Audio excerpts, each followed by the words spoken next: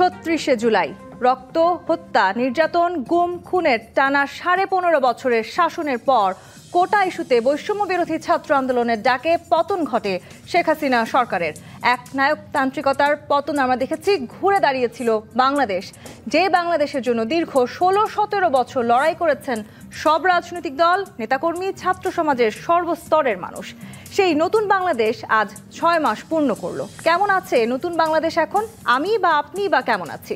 গণঅভ্যুত্থানের আকাঙ্ক্ষার সাথে প্রাপ্তির ফারাক কতটা? যে গণঅভ্যুত্থানে ২,০০০-এর বেশি প্রাণ হারালাম আমরা, আহত হলেন হাজার হাজার মানুষ, তাদের আত্মত্যাগে পাওয়া এই নতুন বাংলাদেশ তাদের স্বপ্ন বাস্তবায়নের পথে কতটা এগিয়েছে? এইসব প্রশ্নের উত্তর খোঁজার চেষ্টা করব আজকে রাজকাহন আলোচনায়। স্টুডিওতে আছেন বাংলাদেশ পাবার লক্ষ্যে সেই গণতান্ত্রিক যাত্রা শুরু হয়েছে, সেই যাত্রায় আমরা ঠিক কতখানি এগোতে পেরেছি এই ৬ মাসে? আপনাকে ধন্যবাদ। আমার দুজন প্রিয়ভাজন দুই নেতা, তাদেরকে শুভেচ্ছা জানাই। যারা দেখছেন আপনাদেরকেও আমি শুভেচ্ছা জানাই। আমি শুরুতেই আমাদের এই ঐতিহাসিক ছাত্র শ্রমিক জনতার যে গণঅভ্যুত্থানে যারা শহীদ হয়েছেন, আমাদেরও পার্টির কয়েকজন শহীদ হয়েছেন, আমি সকল শহীদদের সংগ্রামী স্মৃতির প্রতি গভীর শ্রদ্ধা জানাই। শহীদ পরিবার এবং আহতদের পরিবারের প্রতি গভীর সমবেদনা জ্ঞাপন করি।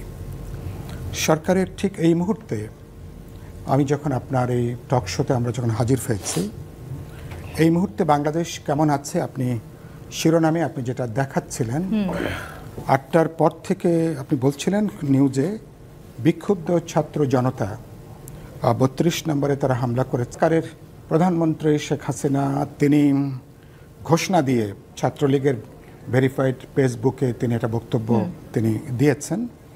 সেই ঘটনায় যে উত্তেজনা তৈরি হয়েছে, সেই ঘটনায় যে প্রবল যে বিক্ষোভের একটা বহিঃপ্রকাশ আছে, এটাকে ৩২ নম্বর অভিমুখী কর্মসূচি তার বহিঃপ্রকাশের একটা বিষয় হিসাবে এটাকে অনেকে দেখছেন বা আখ্যায়িত করছেন।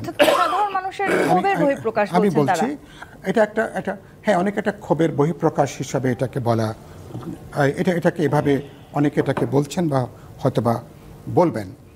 এবং আমি প্রথম বলতে চাই, শেখ হাসিনার এই বক্তৃতাটা ৬ মাস পরে, যখন তার দরকার ছিল তার অপরাধের জন্য, গণহত্যার জন্য, ১৬ বছরের অপরাধের জন্য তাকে ক্ষমা প্রার্থনা করা, দুঃখ প্রকাশ করা, যখন উচিত ছিল বাংলাদেশে তিনি মুক্তিযুদ্ধের পরে সবচেয়ে বড় হত্যাকাণ্ডের জন্য তিনি করজোড়ে বাংলাদেশের মানুষের কাছে তিনি তার অবস্থান ব্যাখ্যা করবেন, ক্ষমা প্রার্থনা করবেন, না যে আমি তার পুরো বক্তৃতা শোনার সুযোগ হয়নি।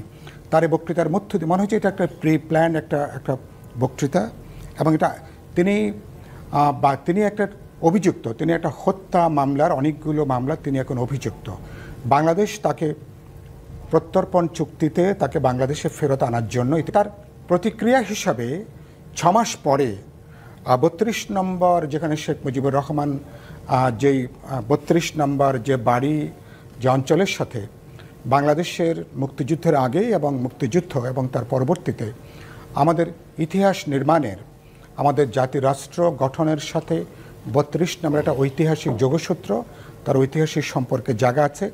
এটা শুধুমাত্র আওয়ামী লীগের প্রশ্ন নয়, এটা তখন ৭.৫ কোটি মানুষ বা এখন ধরুন যে মানুষরা গত ৫৪ বছরে বেড়ে উঠেছে, এটা এখন একটা ঐতিহাসিক একটা স্থাপনার পর্যায়ে।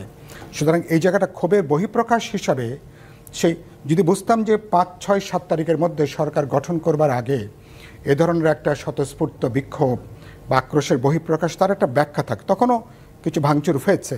কিন্তু ৬ মাস পরে যখন অভ্যুত্থানকে যখন আপনি সংহত করবেন, অর্জনকে যখন আপনি সংহত করবেন, তখন আপনি না করে আপনি প্রতিনিয়ত হাসিনা যে উস্কানি তৈরি করবার চেষ্টা করছে, সে উস্কানিতে প্রত্যক্ষ পরোক্ষভাবে যদি আপনি জড়িয়ে যান, যদি আপনি পা দেন, তাহলে কিন্তু নতুন নতুন উস্কানি কিন্তু বাড়তে থাকবে।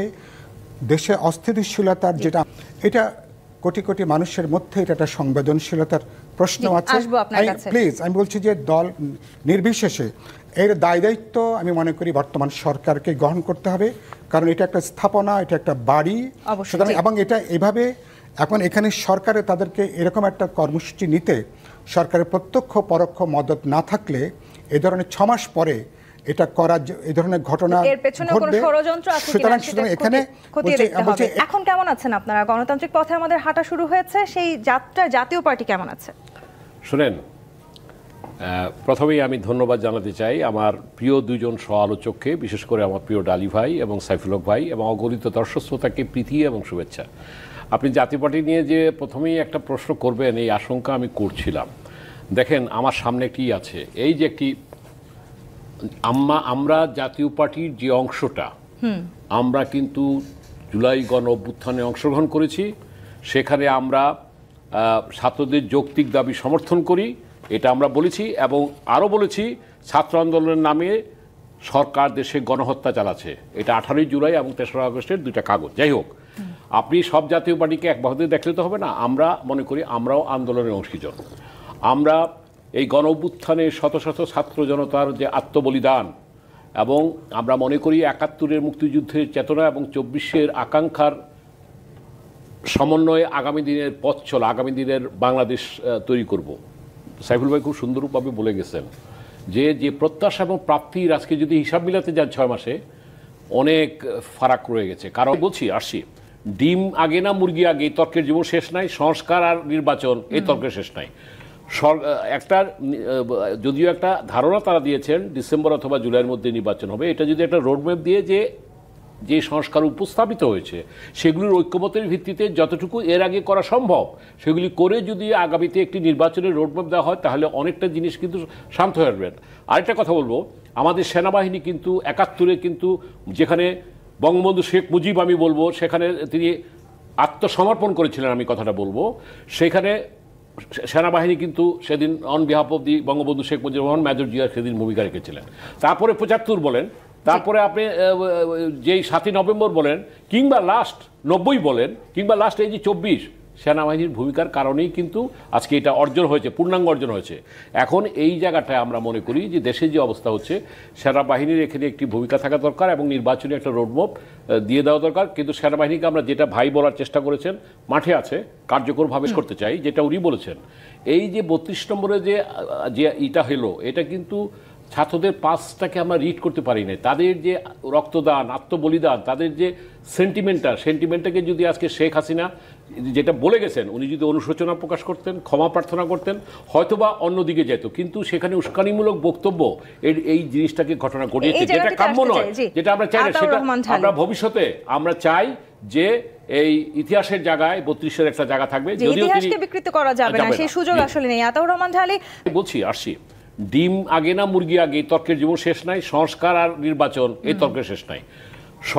একটা যদিও একটা ধারণা তারা দিয়েছেন ডিসেম্বর অথবা জুলাইয়ের মধ্যে নির্বাচন হবে, এটা যদি একটা রোডম্যাপ দিয়ে যে সংস্কার উপস্থাপিত হয়েছে সেগুলির ঐক্যমতের ভিত্তিতে যতটুকু এর আগে করা সম্ভব সেগুলি করে যদি আগামীতে একটি নির্বাচনের রোডম্যাপ দেওয়া হয়, তাহলে অনেকটা জিনিস কিন্তু শান্ত হয়ে আসবে। আরেকটা কথা বলবো, আমাদের সেনাবাহিনী কিন্তু 71-এ কিন্তু যেখানে বঙ্গবন্ধু শেখ মুজিব, আমি বলবো সেখানে তিনি আত্মসমর্পণ করেছিলেন, আমি কথাটা বলবো, সেখানে সেনাবাহিনী কিন্তু সেদিন on behalf of the Bangabandhu Sheikh Mujibur Rahman major জিয়ার সেদিন ভূমিকা রেখেছিলেন।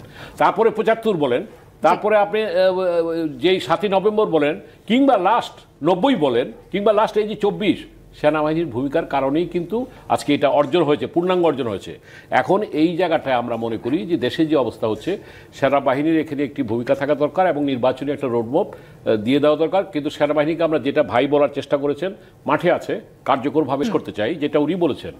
এই যে 32 নম্বরে যে ইটা হলো, এটা কিন্তু ছাত্রদের পাসটাকে আমরা রিড করতে পারি না। তাদের যে রক্তদান, আত্মবলিদান, তাদের যে সেন্টিমেন্টটাকে যদি আজকে শেখ হাসিনা যেটা বলে গেছেন, উনি যদি অনুশোচনা প্রকাশ করতেন, ক্ষমা প্রার্থনা করতেন, হয়তোবা অন্যদিকে যেত। কিন্তু সেখানে উস্কানিমূলক বক্তব্য এই জিনিসটাকে ঘটনা ঘটিয়েছে, যেটা কাম্য নয়, যেটা আমরা চাই না। সেটা আমরা ভবিষ্যতে আমরা চাই যে এই ইতিহাসের জায়গায় 32-এর একটা জায়গা থাকবে, যদিও তিনি